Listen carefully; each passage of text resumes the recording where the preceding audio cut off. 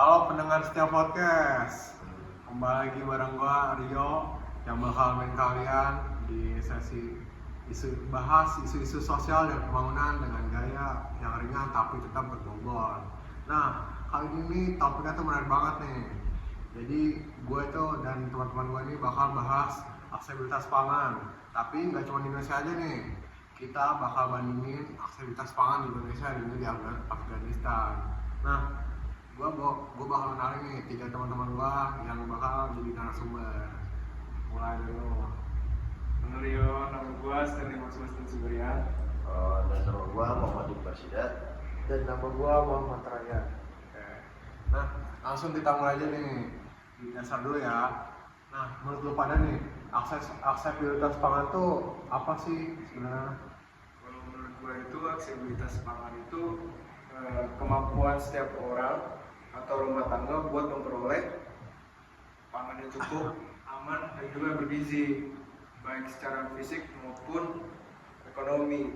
Ini juga udah dijelasin lewat FAO, bukan cuma soal makanan yang tersedia, tapi juga soal apakah orang bisa menjangkau dan membeli pangan itu.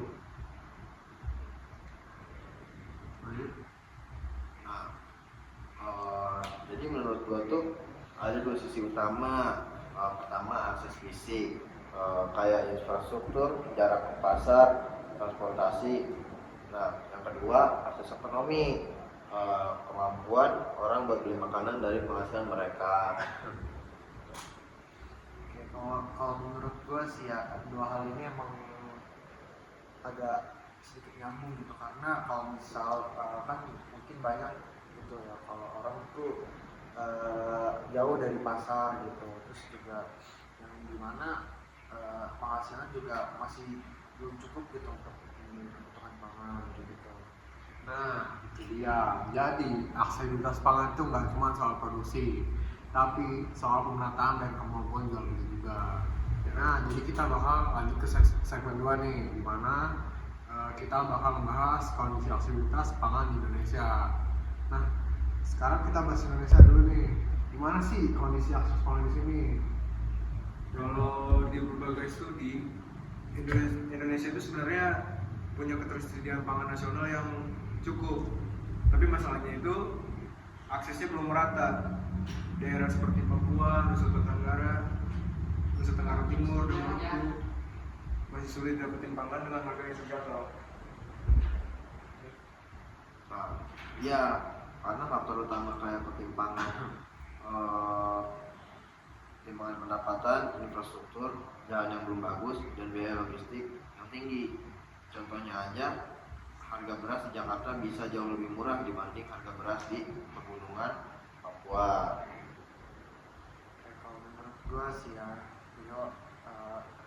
kondisi pangan di Indonesia tuh sebenarnya emang tadi dibilang Stanley juga sebenarnya luas banget gitu pangannya. Cuman yang paling sulit itu kayak di daerah timur-timur gitu tuh, kayak di Papua, di NTT, gitu tuh aksesibilitas pangan tuh kurang memadai gitu kan, karena yang dimana infrastrukturnya juga kurang, terus akses buat kesana juga susah gitu.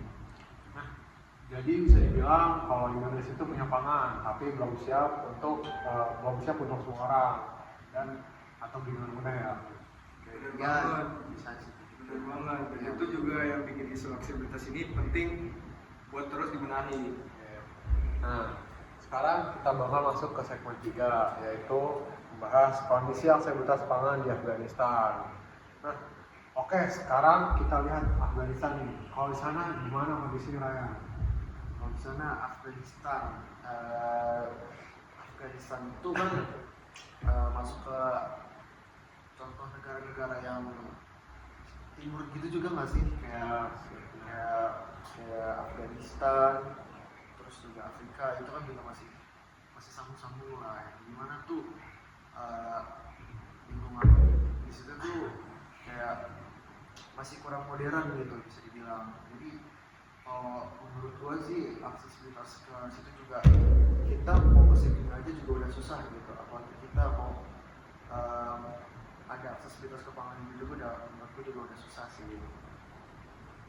Nah, selain itu akses fisik terhadap pangan di sana sangat terbatas karena infrastruktur rusak akibat perang. Banyak daerah pedesaan yang nggak punya jalan aman untuk distribusi bahan makanan.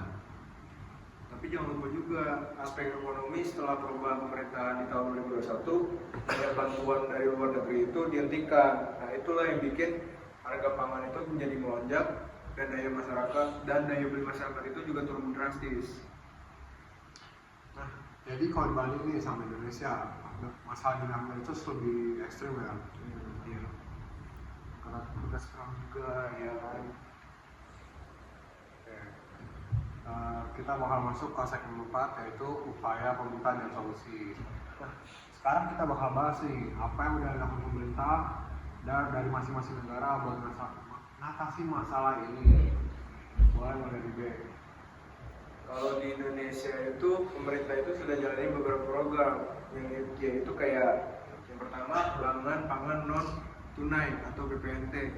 Nah, BPNT ini biar keluarga miskin itu bisa beli bahan pokok di e-warung. Nah, yang kedua juga ada yang namanya diversifikasi pangan lokal yang dimana mendorong konsumsi non beras seperti sagu, jagung dan juga singkong. Lalu yang ada yang ketiga program food estate di Kalimantan Tengah, Papua dan juga Sumatera Utara buat memperkuat ketersediaan pangan nasional. Lalu yang terakhir ada juga pembangunan tol laut dan infrastruktur logistik biar distribusinya itu makin lancar ke beberapa daerah. Nah, sementara itu di Afghanistan pemerintahnya agak terbatas karena krisis politik dan ekonomi. Tapi masih ada intervensi dari lembaga internasional kayak WFP dan FAO yang bantu lewat program bantuan makanan, peningkatan ketahanan gizi, dan dukungan pertanian lokal. Kalau menurut gue sih ya dari tadi itu sayangnya tadi itu masih kayak bersifat masih pas darurat aja gitu, kayak masih belum dibuat kebijakan berjangka panjang ya. Jadi di Indonesia itu juga masih belum ada program berkelanjutannya gitu untuk atas lintas pangan ini.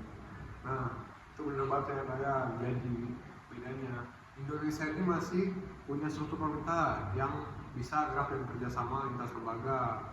Sementara Afghanistan itu masih fokus bertahan hidup dari krisis gitu. Nah, kita masuk segmen kelima yaitu tantangan yang masih dihadapi. Oke, terakhir nih, apa tantangan terbesar buat dua negara ini?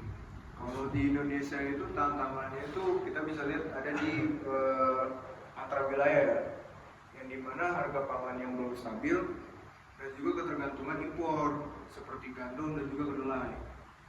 Betul, selain itu perubahan iklim juga mulai mempengaruhi produksi kayak kekeringan dan banjir yang ganggu panennya para padi. Kalau tadi kan ya itu ya, kalau misalnya Afghanistan tuh tantangannya itu karena Afghanistan itu masih mengandalkan bantuan dari luar, terus juga dia tuh lebih sulit di keamanan negaranya juga karena di situ juga di Afghanistan tuh infrastruktur pertanian itu udah rusak berat. Jadi tantangannya itu sih. Ya. Jadi nih bisa dibilang kalau dua negara ini tuh sama-sama menghadapi masalah krisis pangan, tapi skalanya itu beda. Indonesia masih bisa memperbaiki, sementara Afghanistan itu masih berjuang dan juga masih berjuang dari dasar. Yap. Wah, oke kita masuk penutup ya. Wah, pembahasannya seru banget sih. Dari sini kita bisa melihat bahwa stabilitas pangan itu bukan cuma dari soal atau adanya enggaknya makanan, tapi dari tentang distribusi, ekonomi, politik dan bahkan keamanan negara. Nah, setuju banget. Jadi negara itu memang harus memastikan semua warga itu bisa dapat pangan yang bergizi tanpa terkena lokasi ataupun harga.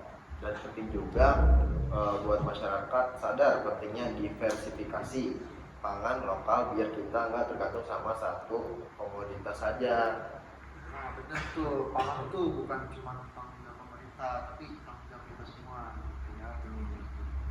Mantap. Terima kasih buat hari ini Stanley, Iqbal, dan juga Ryan yang udah sharing hari ini.